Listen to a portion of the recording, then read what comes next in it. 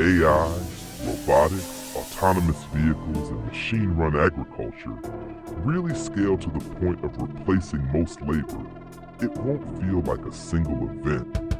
It'll feel more like the ground under society quietly turning from soil into glass while everyone is still walking on it. And what happens after depends less on the machines and more on who owns them, who governs them, and how fast society adapts. Let's break the likely future into a few overlapping realities rather than one clean sci-fi outcome. Number one, work doesn't vanish, it evaporates from the bottom first. The first wave is already visible. Warehouse automation, driverless logistics, robotic farming, AI clerks, AI customer service, automated bookkeeping. Jobs don't disappear all at once.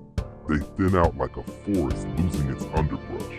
Fewer entry-level roles, fewer first jobs. That matters more than people expect, because entry-level work is how most people traditionally climb. So the first big shift isn't unemployment everywhere. It's fewer on-ramps into stability. Number two, the productivity explosion versus the distribution problem. In a purely technical sense, this world gets absurdly productive. Farms that run with minimal human input, freight networks that coordinate like nervous systems, factories that retool themselves with software updates, AI systems doing much of design, planning, even law and analysis. Weirdly, this creates a paradox. Open quote. We can produce more than ever, while a growing number of people struggle to access the output. Close quote. This is the central tension. Not scarcity of goods, scarcity of access, ownership, and bargaining power. Think of it like a river suddenly becoming a waterfall. The water is abundant, but where you stand determines whether you get mist or electricity. 3 plausible social outcomes they can mix. A.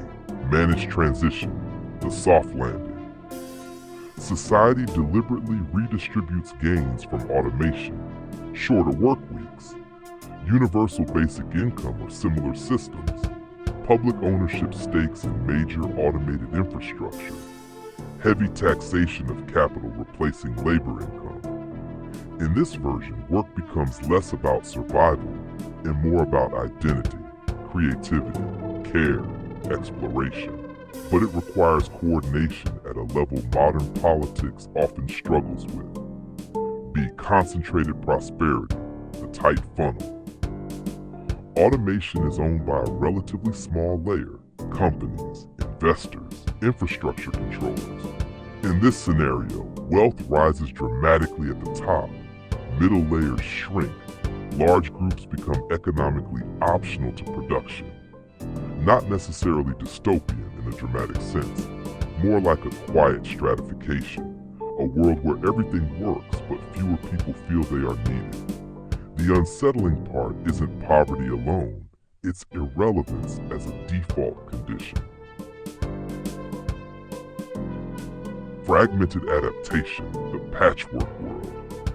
Different regions respond differently. Some embrace strong social safety nets, others double down on market competition.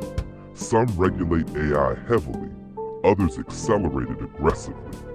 This creates a mosaic of realities. In one place, people live in high-support automated societies. In another, survival becomes more competitive and unstable.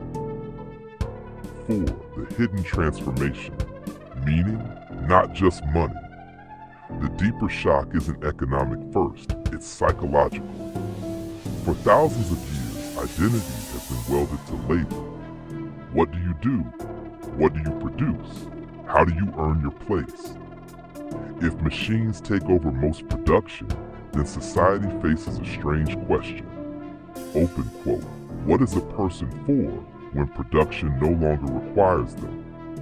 Close quote. This is where things get philosophically loud.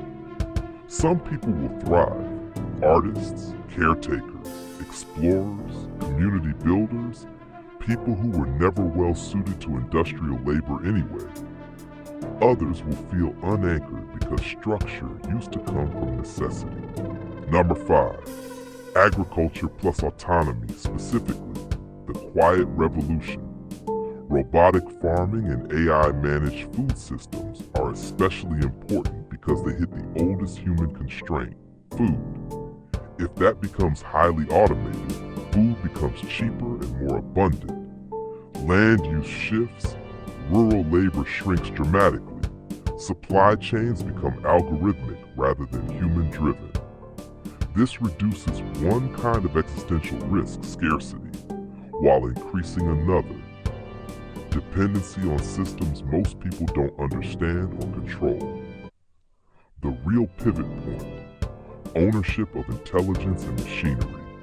The question that decides everything is not can we build it, it's who owns the robots, who owns the AI systems, who owns the infrastructure they run on, who sets the rules of distribution.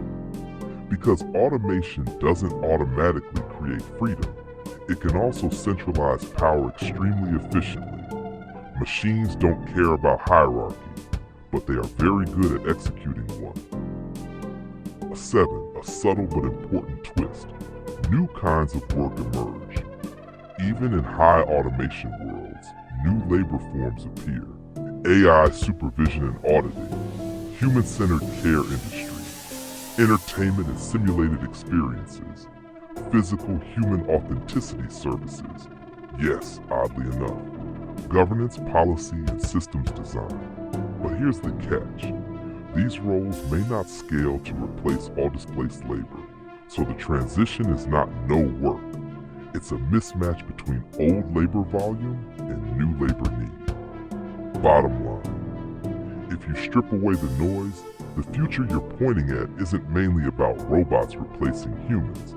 It's about this, open quote, for the first time production may stop needing most human labor at all, close quote. That forces a redesign of society from first principles, economics, identity, education, even the idea of purpose. And the outcome won't be singular. It will be uneven, negotiated, and probably messy in ways no single model captures cleanly. There is a rich